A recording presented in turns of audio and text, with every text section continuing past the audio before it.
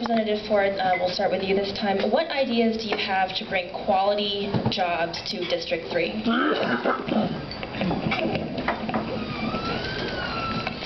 Well, first we got to train toward those jobs. There's a general feeling, or has been for a long time, that we ought to try to send every kid to a 4-year university education. That's just not realistic. Every kid doesn't need a 4-year education. A lot of kids, I've got one grandson, he's very bright. He doesn't like school. I mean, he's super bright, a lot smarter than I am. Doesn't like school. He's building cabinets right now. That's what he likes doing.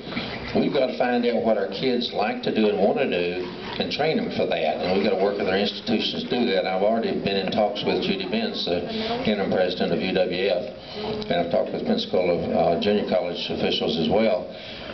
What we have to do is train the skills that we need to attract jobs to this area.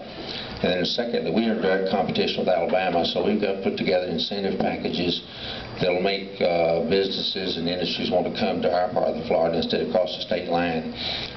They have some advantages over there because they get a lot of state funding to take care of those problems. And you hear, well, we don't have a state income tax here. We're taxing too heavily in sales tax. But there, if you go to Montgomery, you're going to pay 10% sales tax there. You're going to pay income tax in Alabama. So there's some disadvantages there too. We've got to put together packages that want our industries to come here. We've got to cooperate with our institutions, education institutions here to train for those things that'll equip them to work in those industries. I was in Hialeah down in Miami-Dade County a couple of weeks ago, and they dedicated a new school, a charter school. It'll train only medical personnel, emergency medical personnel, police officers, and firemen. That's what it's going to train. They can put every one of them to work in that area down there, and that's a high school, charter high school, brand new one.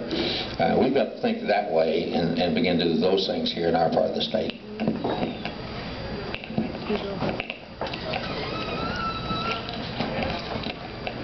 Can you repeat that question for me? Yes, what ideas do you have to bring quality jobs to District 3? I think it results back to education. We have to have an innovative workforce.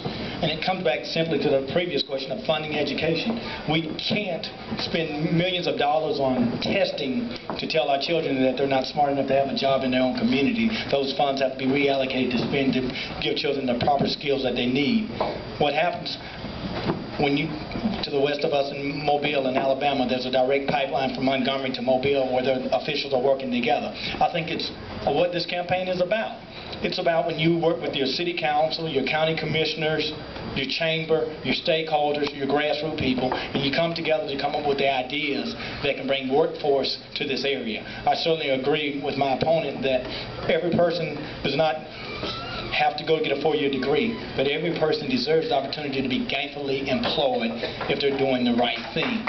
So we have to make sure that it's not a glass ceiling, that our children, we have many children who have prepared themselves educationally and qualified with the skills, but the jobs are not just there. So we have to make sure that we're not shipping jobs out, we're not letting overseas companies come in and take over our jobs and ship jobs out without giving our local residents a job. So to bring jobs here, I think that it has to be local inclusion. You can, in my district, District 3, has spent millions of dollars in the poorest district. There are retirement homes coming up, North Morris Court, the oldest housing project, and an outside company from Jacksonville came in and hired outside workers, and these are the people that we're preparing with the skills.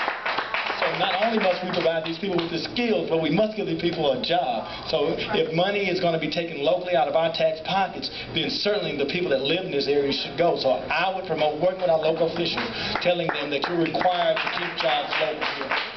Thank you. Representative Ford, would you like to rebut?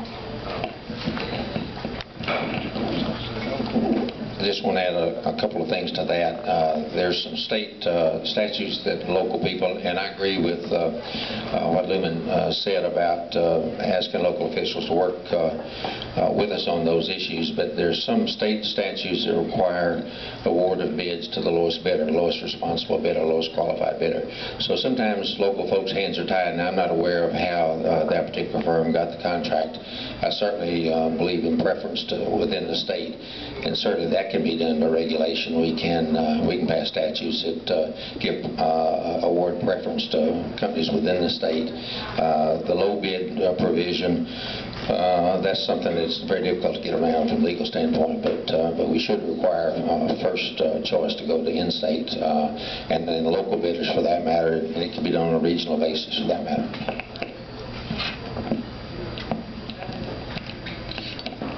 Just in closing, I just think that it's very important that we obviously follow the state statutes, but if our people are hungry and they can't afford gas and they can't afford a gallon of milk, but we're continuing to pay people who not only take money out of the state but out of the country, we can no longer stand for that. We have to put the tools in place that allows for the money to stay local, and if not, we'll never grow the economy. This will be our last question before closing remarks. This question